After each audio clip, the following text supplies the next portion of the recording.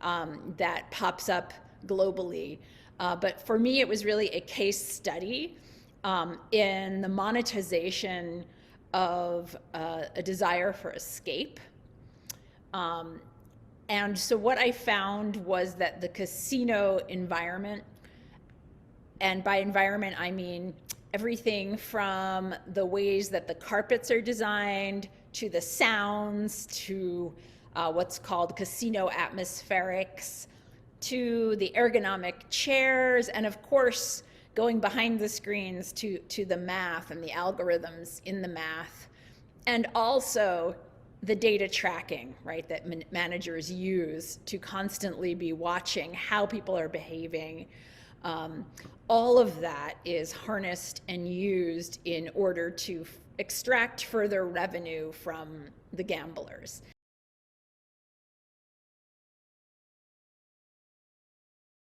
And the machine zone is this sort of state of disassociation where time falls away and space falls away. You really feel gone from being a self in the world. You forget your children's names, you forget your worries. And of course, there's a spectrum. Some are more out of it, so to speak, than others. But I do feel that most of us nowadays have a sense of what the zone is, even if it's, glimpsing the zone by staying up too late with our devices in bed, losing track of time, sort of spending too much time on activities with little digital devices.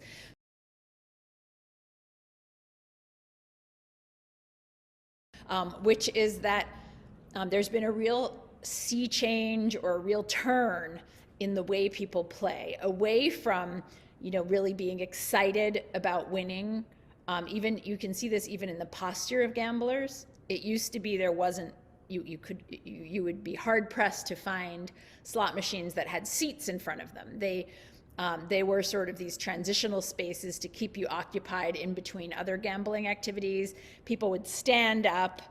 They would have a posture of anticipation and suspense, and they would put in a coin and they would either double or triple their money or lose it altogether. That defines volatility, right? And it didn't last, the exchange typically didn't last very long. If you look at the economy of slot machines today, first of all, it drives gambling revenue. It is the golden goose of the casino industry. And people are sitting back in very comfortable chairs, reclining. They look a little bit stony-faced and zoned out, so to speak. They're not really in a posture of suspense or excitement, and their fingers are just barely moving, and they're spending a long, long time there. They're playing for what the gambling industry calls time on device. And that time on device, what it's giving them is a lulling feeling of comfort.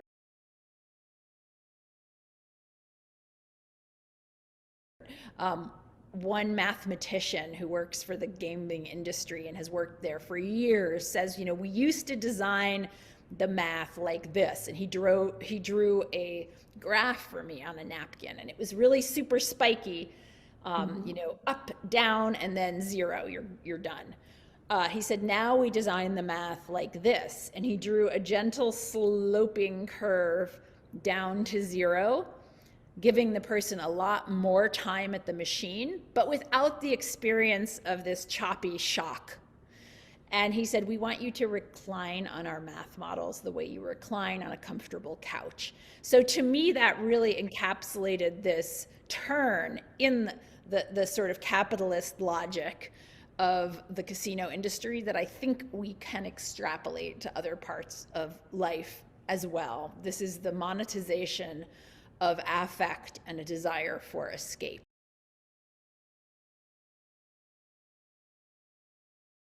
This is also a case like the slot machines, where you've got all these little devices that are offering themselves to you that you can kind of interact with and relate to. It's very intimate. And yet the goal on the face of it would seem extremely different. Instead of seeking an avenue for escaping the world, escaping the self, instead, the whole imperative behind self-tracking is that you stay in the world, that you stay in the game, right? That you try to win at the game. You're not sort of giving up the jackpot or giving up on navigating the volatile currents of life. You are seeking in these self-tracking technologies a way to win at that game. The slot machine, they're escaping their lives, but they're also escaping on a more general level the injunction to self-manage, right? They're escaping the inevitable failure of the project of self-management in today's context.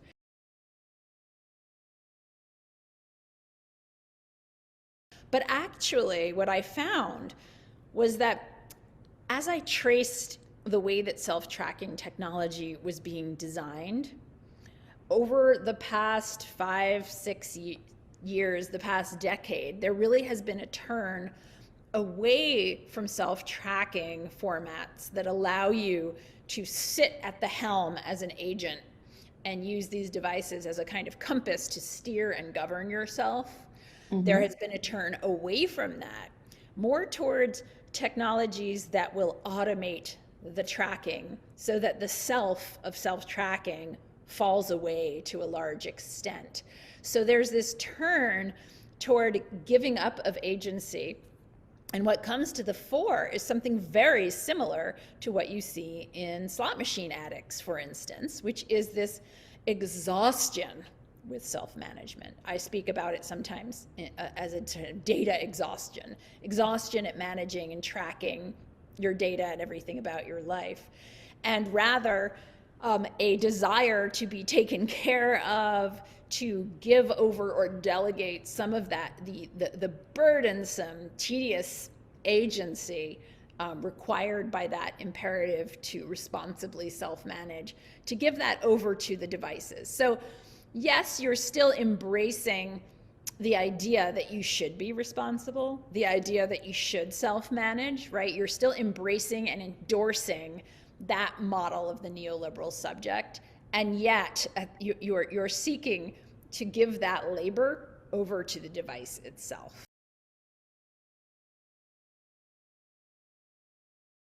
These devices clearly are being marketed to citizens of Western liberal democracies, for the most part, who experience, more so than in other places, this imperative to manage themselves. So whether it's how much water to drink, how to responsibly track finances, how to responsibly exercise, how to basically cope with self-regulation while being inundated by advertising forces and temptations at every juncture and notifications and calls on your attention, ding, ding, ding, pay attention to me, is coming at us constantly through our devices.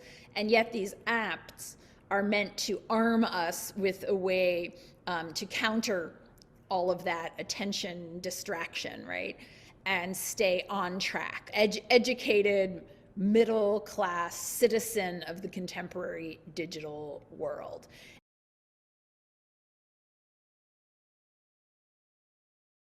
Where these apps can sort of fuel a kind of attention to the self that brings you away from yourself, essentially, and takes you into this addictive spiral.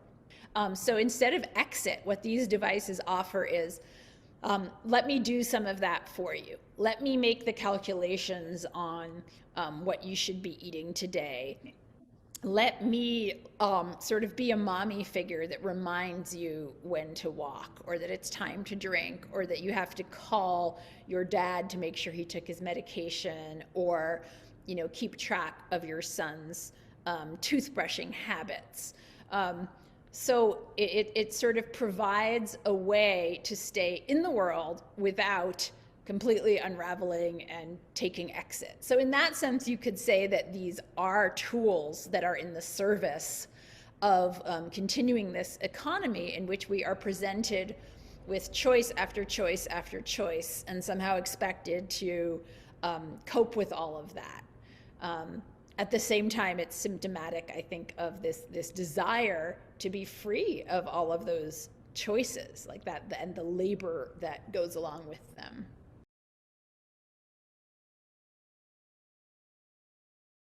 As they become more and more automated, and as they start looking more and more like thermostats of the self that we depend on to regulate ourselves, rather than compasses that place us at the, at the helm steering ourselves, yes, we become more and more dependent upon them. They're serving a prosthetic kind of role.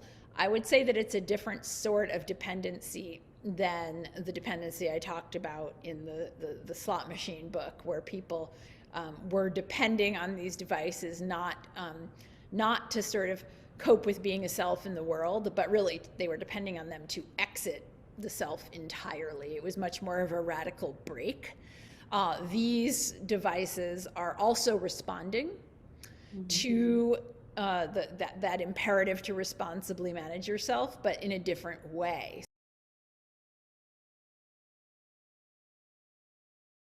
I have detected, by going year after year, a turn toward this automation that people want. And as people, as technology is increasingly, self-tracking technology is increasingly automated, in a way, the question of the experience of addiction falls away, because you're not called to be so intimately involved with it, right? It's sort of a message of, I know you don't want to know your numbers or be in touch with your weight every day or your steps. That isn't healthy for you. So let me just sort of do it in the background and you go about your life. So in a way, you could say that the trend that I have detected coming to the fore, this trend toward automation, in a way, it kind of, I don't want to say prevents, but makes addiction less likely, because these technologies are sort of working in the background for you as these kind of thermostats or sentinel devices. And although you may become dependent on them, the way we become dependent on GPS when we're driving, I wouldn't say that we're addicted to GPS in that sort of constant enthralled way that you are addicted to a drug or to a slot machine, if that makes sense.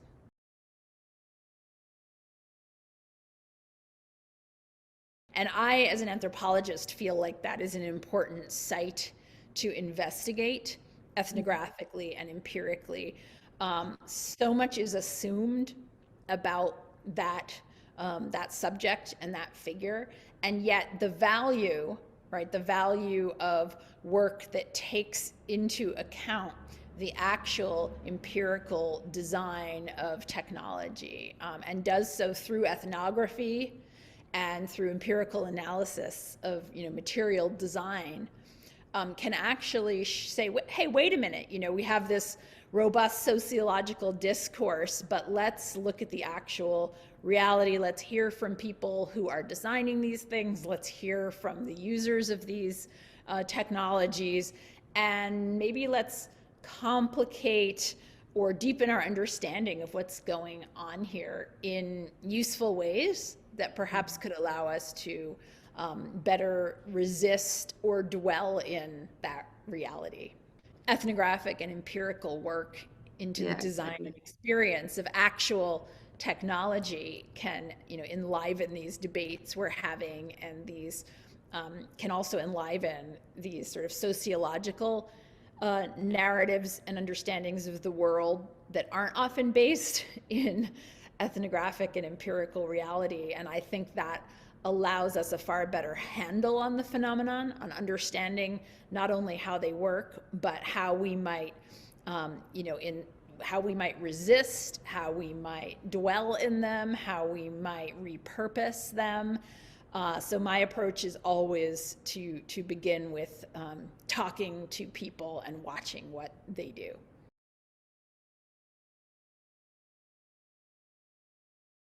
The present moment of capitalism in the United States, in Western Europe, for example, just to cite two places,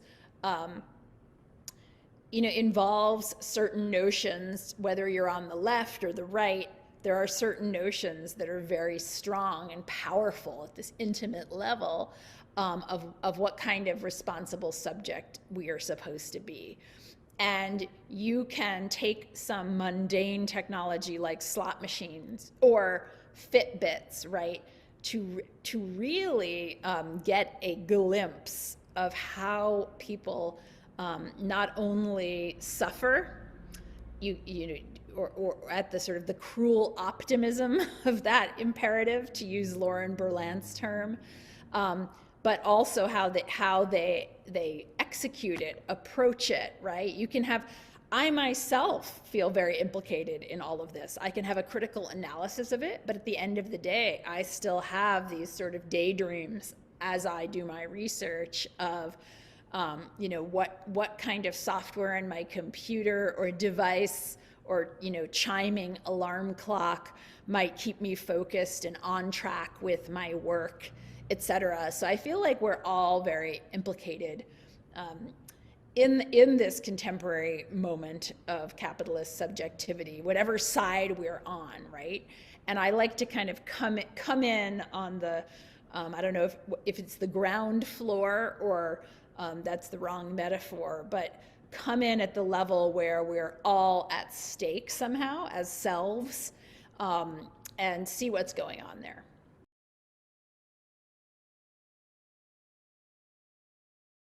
You can say, oh, isn't it interesting that somebody in 2009 who is in quantified self in Boston, Massachusetts, tracking the amount of sleep or music that they listen to and how it relates to their productivity, they're using extremely similar methods to Benjamin Franklin, or even to these Freudian-inspired dream trackers of the Victorian age.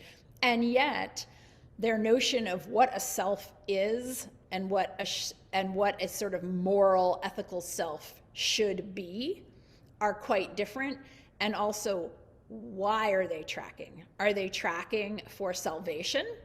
Are they tracking for productivity? Are they tracking for enlightenment?